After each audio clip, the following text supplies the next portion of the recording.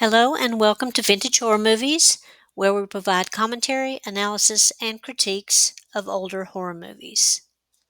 This week we're talking about Dr. Jekyll and Mr. Hyde. When I first started researching this, I knew there were a lot of versions of this story, but I had no idea how many. There are some 123 film adaptations alone. It is considered one of the most filmed works of literature in the silent era. So, for obvious reasons, I won't be covering here stage versions, radio, books, graphic novels, video games, etc. I'm only covering the early films here and specifically the 1920, 1931, and 1941 versions. You can check out the later versions on my podcast at horrormoviefranchises.podbean.com. So all of these are based on the 1886 Gothic novella by Robert Louis Stephenson. He, of course, did Treasure Island, Kidnapped, and a bunch of other things. And the book is entitled Strange Case of Dr. Jekyll and Mr. Hyde. A lawyer named John Utterson tells the story of his friend, a physician named Dr. Jekyll, and the thuggish man that is threatening him, Mr. Hyde. It turns out that Dr. Jekyll has been experimenting with some drugs that turns him into his evil alter, who is Mr. Hyde. Hyde is uninhibited and actually sometimes a lot of fun. But things get out of hand and he terrorizes people. He even kills a person or two, depending on the version you watch. And so Dr. Jekyll can no longer control when he transforms into Hyde. So this is a horror movie, and you know how it ends with both Jekyll and Hyde dying. So before we talk about the various movies, I wanted to cover the core characters that are in most adaptations. So of course we have number 1 and 2, or just number 1. You decide, Dr. Henry Jekyll and Mr. Edward Hyde. Then we have his friends and colleagues, Dr. Richard Lanyon, who's a fellow physician, and John Utterson, who we just mentioned, a lawyer. Then we have his butler, Poole. He was a family butler, so he kind of inherited Jekyll. And he is a lot of fun to watch in some of these versions. Then we have two love interests, his fiancée, sometimes called Millicent or Muriel Carew, Carew, or called Beatrix Emery, and sometimes Emma or Lisa. And then we have a second woman, a woman of, quote, ill repute, who is known as Ivy or Lucy. Note these two characters did not appear in the original novella. And then last of the core characters, we have his fiance's father, sometimes known as Sir George Carew, Sir Danvers Carew, Sir Charles Emery, and he is often more of a jerk than Mr. Hyde. So we have several lost movies, versions of Dr. Jekyll and Mr. Hyde. So the first one was from 1908, produced by William N. Selig and directed by Otis Turner. This is considered the first American horror movie. It was 16 minutes long, so sadly copies no longer exist. Then we have in 1909, also by Selig, called A Modern Dr. Jekyll. Again, no copies exist. A 1920s comedy by Hank Mann of the Keystone Cops. And then another 1920 movie, a German version. Incidentally, I think there were 4 Dr. Jekyll and Mr. Hydes made in 1920. This one is directed by F.W. Murnau, who we've talked about many times here before. He's most famous for Nosferatu and Faust. This one stars Conrad Veidt, who we also talked about several times here. He's most famous for playing Caesar in The Cabinet of Dr. Caligari, and we last mentioned him when he was playing Ivan the Terrible in the movie Waxworks. So he stars as Dr. Jekyll and Mr. Hyde, and Bela Lugosi even makes he has a small role here as a butler. So it's really sad that this one is lost because given how Murnau's other movies were, I'm sure this would have been great too. So that's a major bummer. Now movies in the silent era other movies in the silent era up to 1920. We have 1908 version by Kalem Films, directed by Sidney Olcott, starring Frank Oakes Rose in the lead role. And 1912 version, this was the first to be based on the 1887 stage play, which starred Richard Mansfield and was written by the playwright Thomas Sullivan. The play toured the U.S. for some years between 1887 and 1907, which was the time of Mansfield's death. The difference between the book and the play, there are several major differences. The book has multiple narrators, mainly Utterson, and it follows a circular story with flashbacks. So it's more of a mystery since we don't know Jekyll is Hyde until the very end. The play instead is told in a linear fashion, and we know that Jekyll is Hyde from close to the beginning. The play also added, as I said previously, more prominent female characters, mainly those two characters of Jekyll's fiancée and then the other woman he meets at the saloon or bar, whatever it's called. This version was produced by Than House Company, starring James Cruise, Marguerite Snow, who later went on to marry Cruise, and Florence L. Batty. It's only 12 minutes long, and you can watch it on YouTube or Tubi.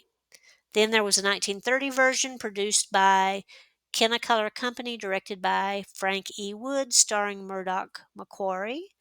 Then there's another 1939 movie.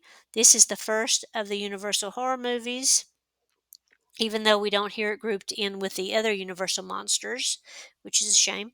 Starring King, I think it's Bagot or Baggett. I'm going to go with Bagot. Baggot. He was a big star in the silent era, and it was directed by Herbert Brennan and Carl Laemmle.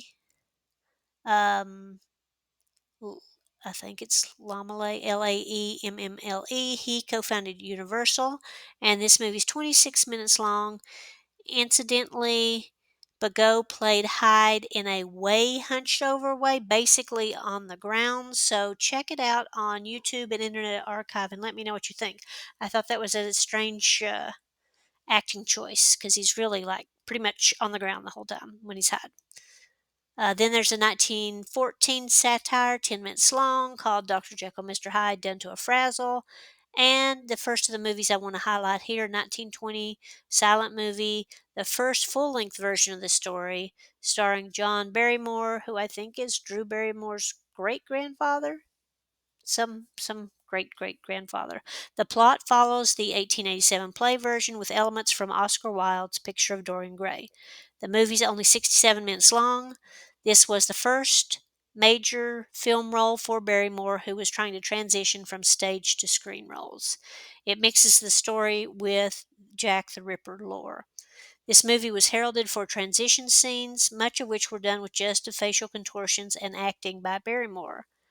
Hyde here is seen as more of a goblin type character. He also has a pointy head.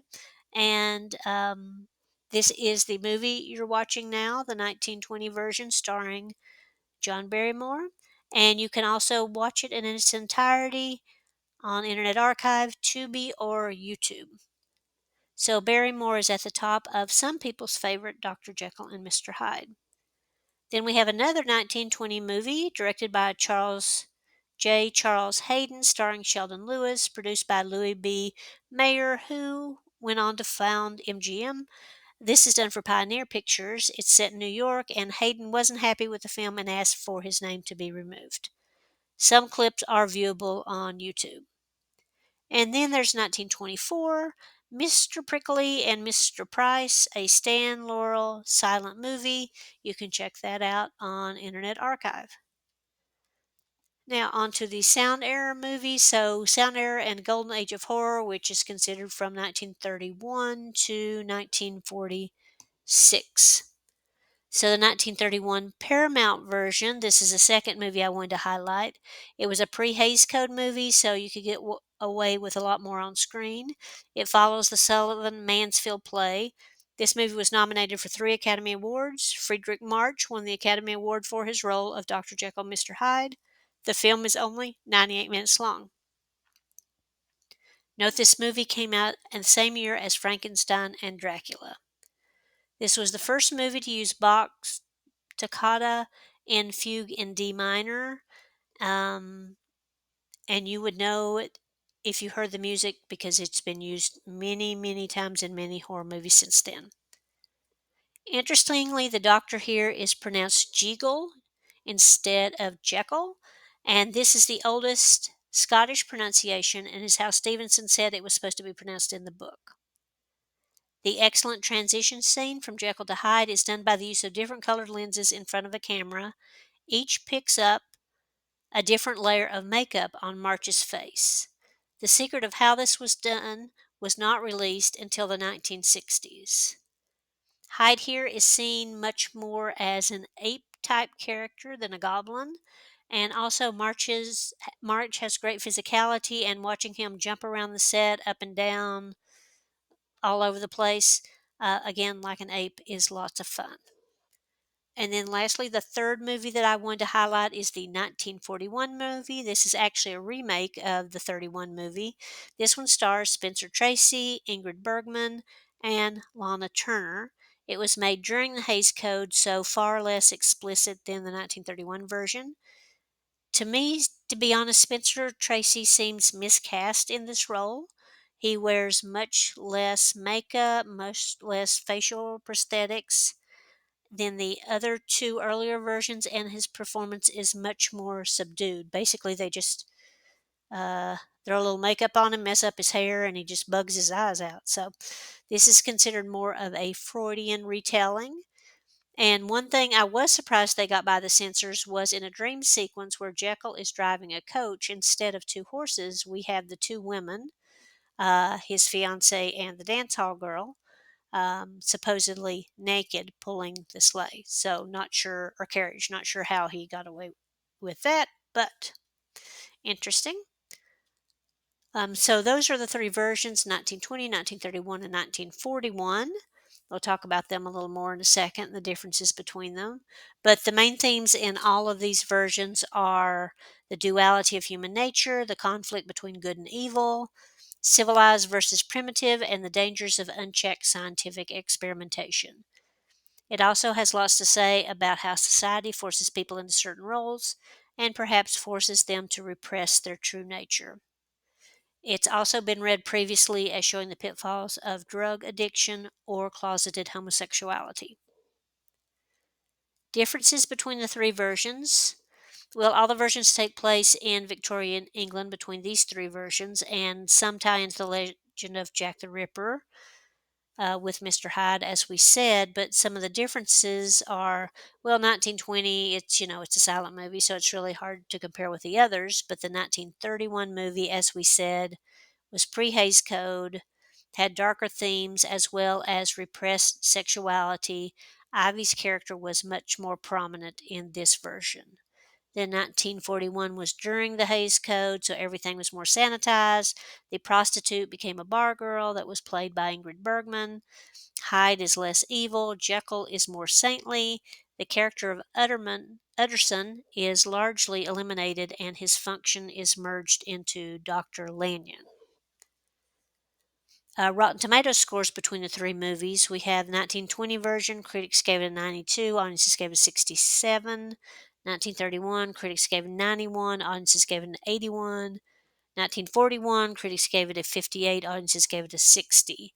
So audiences, by a long shot, prefer the 1931 version, and critics preferred just by 1 point, the first version, and then the 1931 version was just 91 instead of 92. So those are the main three versions I wanted to talk about. As I've said, the rest of the adaptations you can hear about on my podcast, which is horrormoviefranchises.podbean.com. But why should you watch these movies? Well, the phrase Jekyll and Hyde has entered the popular culture and means someone with two very different personalities or moods. If I could suggest one movie, it should come as no surprise, I'd pick the 1931 movie with March, because I simply love that version. I loved watching him. He definitely deserved the Oscar for that. And also, I really enjoyed watching Marion Hopkins as Ivy. She also should have won some awards because she truly seemed frightened of Hyde. um, while he was roughing her up and whatever it was he was doing. So that would be the one version I would say definitely to watch between these three. If you got time to watch two, I would say watch the first one with John Barrymore from 1920. And then if you really just want to compare a different interpretation, try the 1941 version. Again, not my favorite. Um, and it is a remake of the earlier one, but the I was just hoping for more. The characters didn't really have any kick at all. I really was not interested in them, even though all three of them are very good actors. Obviously, um, I was just hoping for more in that version. And I think that Spencer Tracy has said that's the one role that he regrets doing, and that he after he started, he tried to get out of it, but they wouldn't let him get out of it, and that he um, felt that he was also miscast in that role. So that's it for earlier versions of Dr. Jekyll and Mr. Hyde.